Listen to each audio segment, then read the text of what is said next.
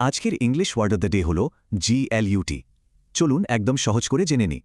ব্যাপারটা বুঝতে চলুন একটা গল্প দিয়ে শুরু করা যাক, এক রুটিওয়ালার গল্প।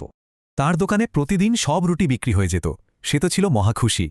তো সে ঠিক করল, আরে আরও অনেক অনেক বেশি রুটি বানাতে হবে। কিন্তু কিছুদিনের মধ্যেই এত রুটি জমল যে কেনার লোকই পাওয়া যাচ্ছিল না। এই যে কোনো কিছু প্রয়োজনের চেয়ে অনেক বেশি হয়ে যায়, এর একটা বিশেষ নাম আছে। আর সেটাই হল গ্লুট, মানে প্রয়োজনের চেয়ে অনেক বেশি যোগান, যা শেষে অপচয় হয়। খেয়াল রাখতে হবে, গ্লুট শব্দটা কিন্তু নেতিবাচক। এতে অপচয় হয় বা দামও কমে যায়। আচ্ছা, চলুন এবার কিছু আসল উদাহরণ দেখা যাক, তাহলেই পরিষ্কার হয়ে যাবে। এই যেমন বিশ্বের তেলের যোগান অতিরিক্ত হওয়ায় দাম অনেক কমে গিয়েছিল। মানে কোম্পানিটার এত বেশি জিনিস বিক্রি হয়নি যে তারা সমস্যায় পড়ে গিয়েছিল।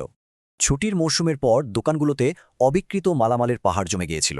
গ্লুট মনে রাখতে শুধু ওই রুটিওয়ালার আর তার অবিকৃত রুটির পাহাড়টার কথা ভাবলেই হবে। তার মানে কোনো ভালো জিনিসও কি প্রয়োজনের বেশি হলে খারাপ হয়ে যায়? ভাবার মতো প্রশ্ন।